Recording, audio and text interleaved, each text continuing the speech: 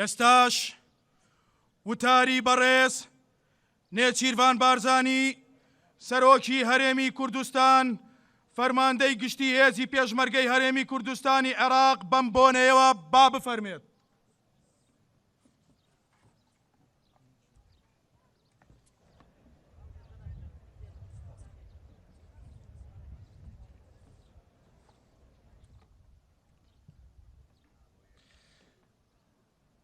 ئامادەبوانی بەڕێز پێشمەرگە قارەمانەکان بەڕێزان فەرماندە و مامۆستا و ڕاهێنەرانی سەربازی کەسوکاری ئازیزی دەرچوان هەروەها بە خێراتنی برای بەڕێز و خۆشەویستم کاکە بافڵ دەکەم سەرۆکی یەکێتی نیشتیمانی کوردستان. ڕۆژتان باش و هەموو لایەکتان بەخێر بێن. خۆشحاڵم ئەمڕۆ لە ڕێوڕەسمی دەرچوونی خۆشەویستترین کەسانی کوردستان کە ئەوانیش پێشمەرگە قارەمانەکانن بەشدار دەبم. سەرەتا دەمەوێ دەستخۆشی لە هەموو مامۆستا و ڕاهێنەرانی سەربازی هەردوو خولی 16هەمی بنەڕەتی و 6 پێگەیاندنی ئەفسەران بکەم. ئێوە ماوەی 2 ساڵ و 3 مانگ لەگەڵ خولی بنەڕەتی 9 مانگیش لەگەڵ خولی پێگەیاندنی ئەفسەران ئەرکتان کێشا کارەکانتان شایانی دەستخۆشی و پێزانینێکی زۆرە. دەستخۆشی لە ڕاگر و کارمەندانی کۆلیژی سەربازی 3 لە قەلاچۆلان دەکەم کە لەم ماوەیەدا زۆر ئەرکیان کێشا بۆ دابینکردنی هەموو پێداویستیەکانی سەرکەوتنی ئەم دووخولە. ڕۆڵی کۆلێژی سەربازی 3 لە پێگەیاندنی پێشمەرگە و هێزی سەربازی عێراقدا ڕۆڵێکی دیار و جێگەی ڕێز و دەستخۆشیە. هەر لێرەدا پێویستە بڵێم کۆلێژی سەربازی قەلاچۆلان یادگاریەکی گرنگی سەرۆک مامجەلالە، گیانی شاد و یادی هەمیشە بەخێر.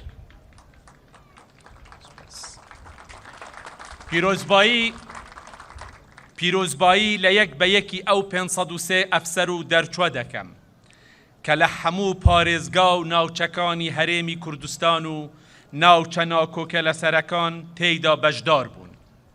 پیرۆزباییەکی تایبەتیم ئاراستەی ئەو کچانە دەکەم کە لەم خولەدا بەشدار بن و هەوڵ دەدەن و سوێندیان خواردووە کە لەگەڵ کوڕەکانی ئەم وڵاتە هەمیشە ئامادە بن بۆ بەرگری لە خاک و لە دەستکەوتەکانی. پیرۆزبایی تایبەتیان لێ دەکەم و هیوادارم نمونەیان لە کوردستان زۆر بێت. دڵنیام هەمووتان لە ڕۆی تیۆری و پراکتیکیەوە زۆر فێر بوون و دەتوانن خوێن و هێزێکی تازە بخەنە ناو هێزی پێشمەرگەوە. پیرۆزبایی لە دایک و باوک و کەس و کاری دەرچوان دەکەم. سوپاسیان دەکەین کە ڕۆڵەکانیان پێشکەش بە هێزی پێشمەرگەی کوردستان کردووە.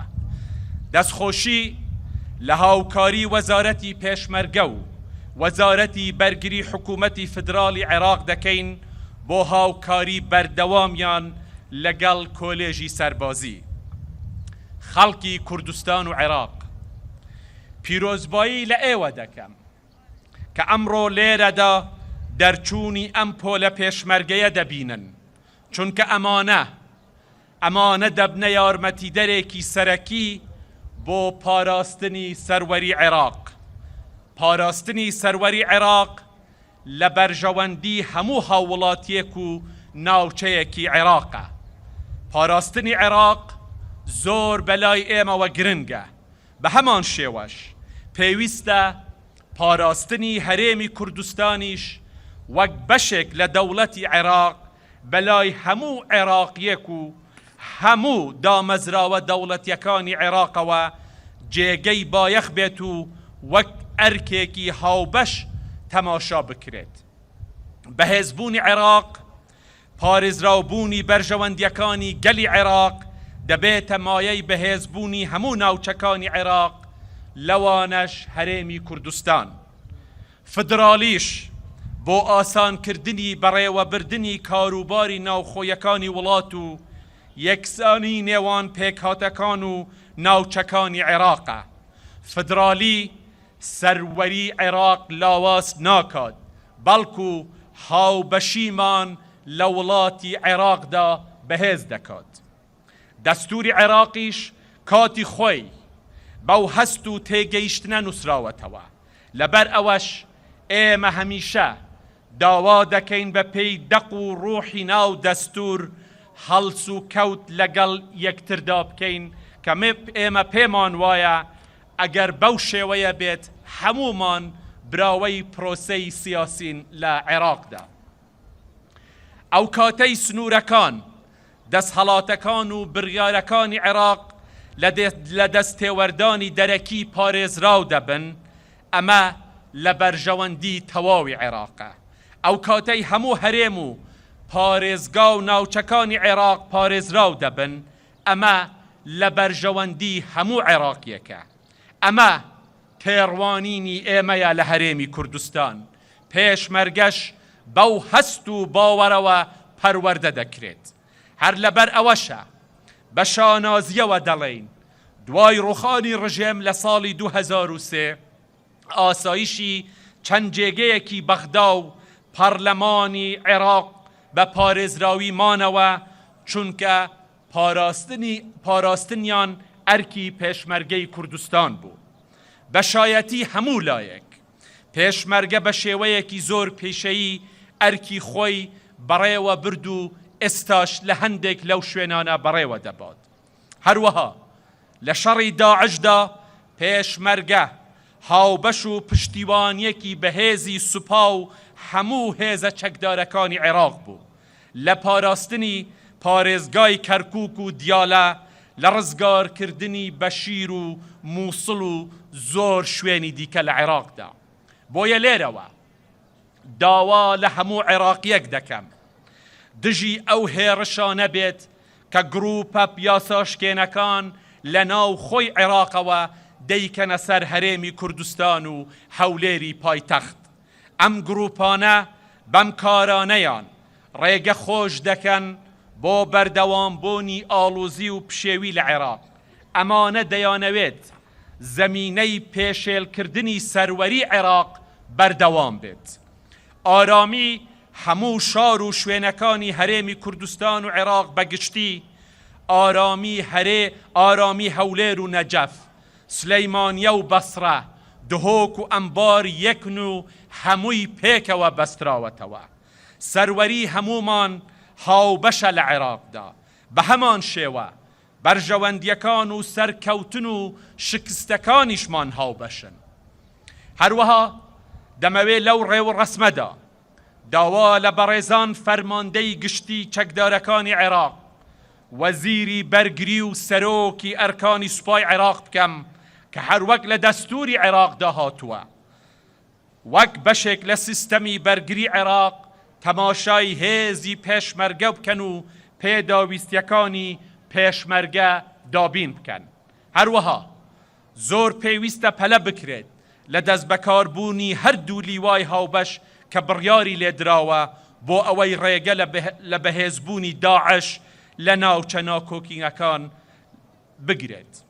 بەداخەوە ڕۆژانە دانیشتوانی گوند و ناوچەکانی سنووری مادەی 140 دەستور، پێشمەرگە، سوپا و حەشدی شەعبی لەو ناوچەیە دەکەونە بەر پەلاماری تەرۆریستانی داعش.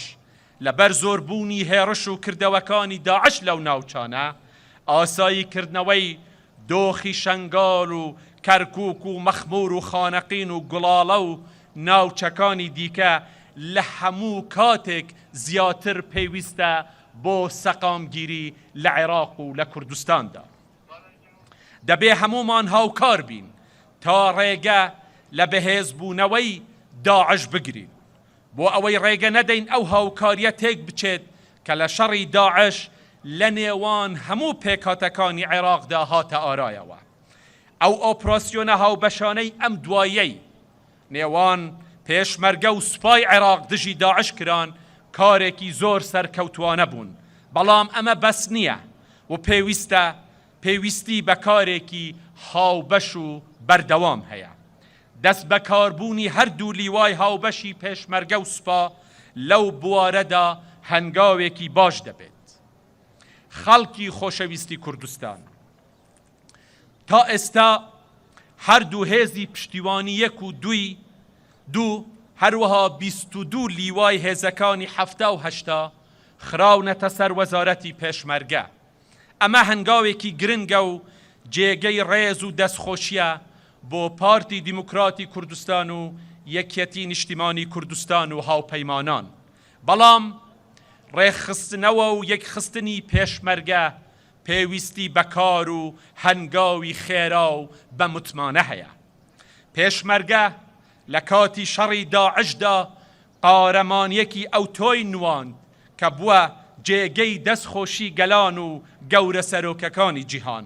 وەک هەمیشە بووە مایەی شانازی گەلی کوردستان. بۆ پاراستنی شانازی و ڕێز و خۆشەویستی پێشمەرگە دەبێ یەک بخرێتەوە. ڕاستە بە پێی یاسا سەرۆکایەتی هەرێمی کوردستان ئەرکی فەرماندەی گشتی هێزەکانی پێشمەرگەی لەسەر شانە.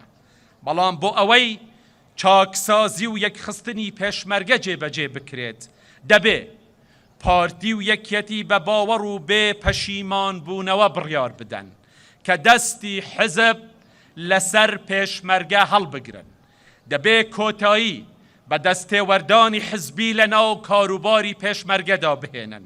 بەو شێوەیە چاکسازی و یەکخستنی ڕاستەقینەی پێشمەرگە دەست پێ دەکات و سەر دەکەوێت. ئەگەر نە لەگەڵ هەموو ناکۆکیە سیاسیەکاندا ئەوەی جێبەجێش کراوە هەڵدەوەشێتەوە. یەکخستنی پێشمەرگە و هێز و دامەزراوە ئەمنیەکان وای کردووە، یەک نەخستنی پێشمەرگە و هێز و دامەزرا ئەمنیەکان وای کردووە هەموو ناکۆکیە سیاسەکان لە هەرێمی کوردستان ڕاستەوخۆ کار لەسەر ئاسایش و دەرونی هاوڵاتیان و بازار و بازرگانی و کەسابەتی خەڵکی ئەم وڵاتە بکاتن. وای کردووە خەڵک چاوەڕوانی لەتبوونی هەرێمی کوردستان و تەنانەت شەڕیش بکەن کە بە خۆشحاڵیەوە لە کاتی ناکۆکی هەرە سەختەکانیشدا من هەمیشە ئەوەم زۆر بەدوور بینیوە بەڵام نیگەرانی و مەترسی و هەستیاری خەڵکی کوردستان دەبێ بۆ ئێمە جێگەی بایەخ بێت. دەبێ هان دەرمان بێت بۆ بەجێهێنانی ئەو بەڵێنەی حیزبەکانمان بەگەلی کوردستانیان داوە، بۆ سوێندی هەر یەک لە ئێمە بەرامبەر گەلی کوردستان و ڕۆحی شەهیدانمان کە بەڵێنمان داوە پێشمەرگە بکەینە هێزێکی نیشتیمانی دوور لە کار پێگردن و دەستێوەردانی حزبی. ڕێگە بگرین لە لەتبوونی خاک و گەل و بەرژەوەندیەکانی گەلەکەمان.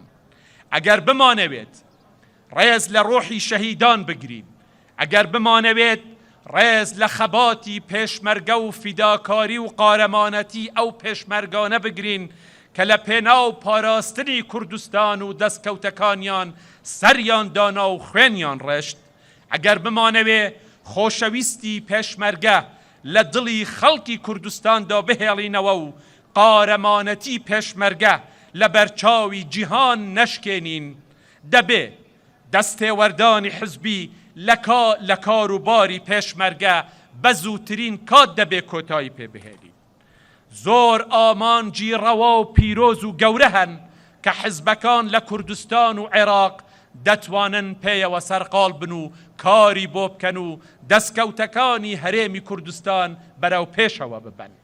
نابێ حزبەکان لە کشانەوەی دەستی خۆیان لە ناو هێزی پێشمەرگەدا بەگومان بن، چونکە حکوومەت و سەرۆکایەتی هەرێمی کوردستان دوو دەستگای نیشتیمانی جێگەی متمانەی خەڵک و حزبەکانی کوردستانن.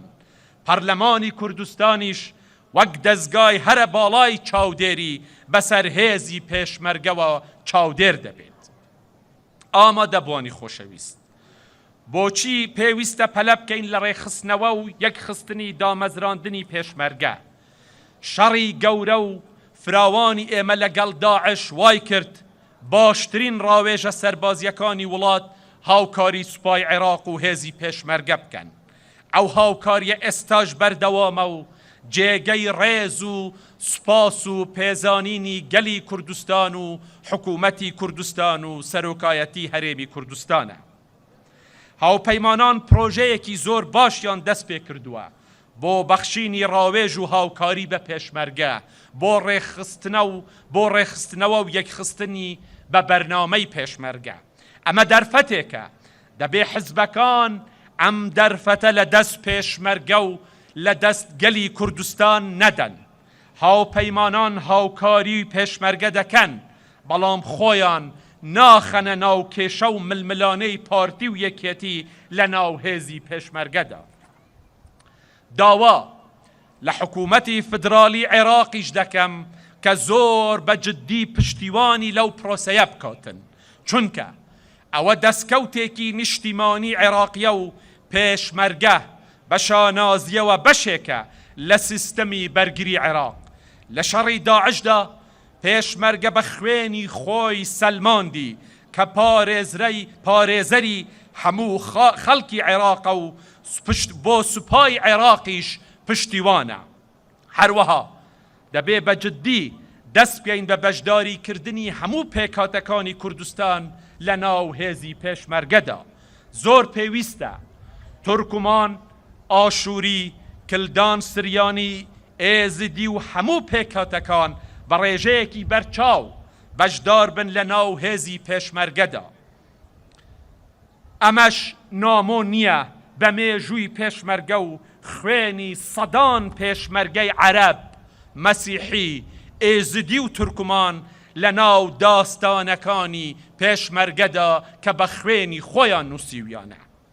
هاوڵاتیانی خۆشەویست، بۆ کەمکردنەوەی ناکۆکی سیاسیەکان و کاریگەریەکانی بەسەر بارودۆخی کوردستانەوە، ئێمە وەک ئەرکی یاسایی خۆمان لە سەرۆکایەتی هەرێمی کوردستان بۆ چارەسەر هەوڵمان داوە و هەوڵ دەدەین.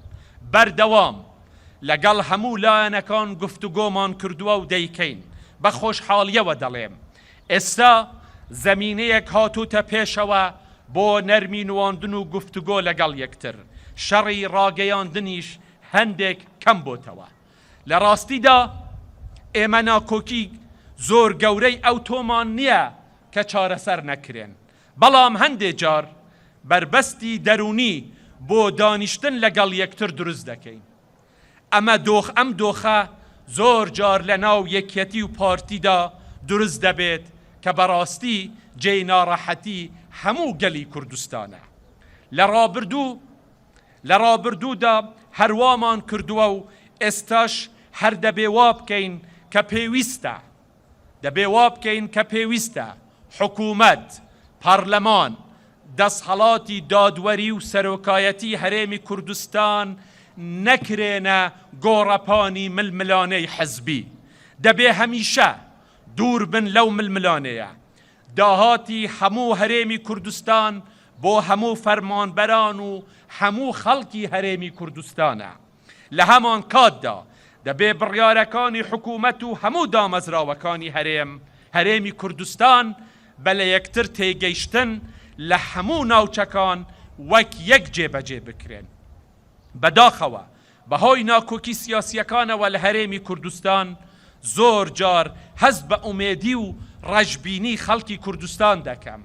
ئەمە زۆر ئازار بەخشە، بەڵام من خۆم هەمیشە گەشبینم، چونکە زۆر باوەریم بە هوشیاری گەلی کوردستان هەیە. شکر وشیارە خەڵکی کوردستان. ئەم دڵتەنگەی خەڵکیش لە ناکۆکی نێوان حزبەکان نیشانەی دیاری وشیاری خەڵکی کوردستانە. زۆر جار گوێم لە ئەفسەر و پلەدایەرانی پێشمەرگە دەبێت، زۆر نیشتیمانیانە، کێشەکان تەنانەت چارەسەرەکانیش دەخەرنە ڕوو.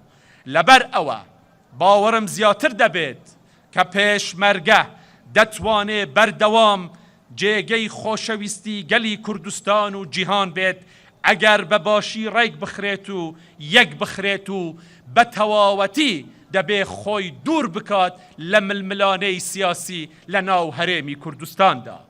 ئەرکی پێشمەرگە پاراستنی دەستکەوتەکانی هەرێمی کوردستانە کە بە خوێنی سەدان شەهید هەزاران شەهید ئەم دەستکەوتانە بەدەست هاتووە.